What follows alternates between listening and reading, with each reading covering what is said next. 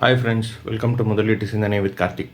நம்ம இப்போ shark versus Wales, share மார்க்கெட்டில் இருக்கக்கூடிய ஷார்க்கை பற்றியும் வேல்ஸை பற்றியும் தான் பார்க்க போகிறோம். அது என்ன ஷார்க்ஸ், அது என்ன வேல்ஸ்?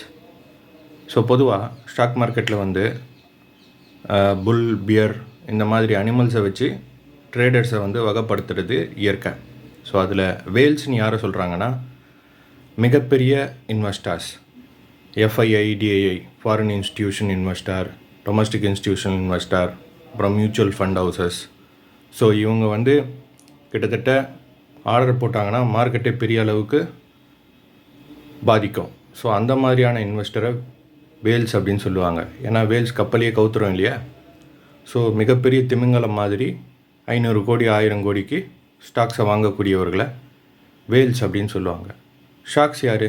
இன்ட்ராடே ட்ரேடர்ஸ், குயிக் மணி பார்க்குறவங்க, மார்க்கெட்டில் மற்றவங்களோட பயத்தை யூஸ் பண்ணி காசு பார்க்குறவங்க, ஸ்பெக்குலேட் பண்ணுறவங்க. ஸோ இவங்களெல்லாம் ஷார்க்ஸ் அப்படின்னு சொல்லலாம். ஸோ ஷார்க்ஸ் வெர்சஸ் வேல்ஸ், நீங்கள் இவங்க 2 பேர்கிட்டையுமே மாட்டிக்கக்கூடாது. ஆக்சுவலாக நீங்கள் திமிங்கலம் மேலே ஏறி சவாரி செய்யலாம். எப்படி? மியூச்சுவல் ஃபண்டில் இன்வெஸ்ட் பண்ணுறது மூலமாக. மியூச்சுவல் ஃபண்ட் ஹவுசஸ் ஒன்றுமே திமிங்கலம் மாதிரி தான். நீங்கள் இவங்கக்கிட்ட மாட்டிக்க வேணாம். இவங்கக்கிட்ட சரியாக தேர்ந்தெடுத்து எஸ்ஐபி மூலமாக இவங்க மேலே சவாரி செஞ்சிங்கன்னா மார்க்கெட்டில் நிலையான மிகப்பெரிய ஒரு வெல்த் க்ரியேட் பண்ண முடியும். Thank you friends.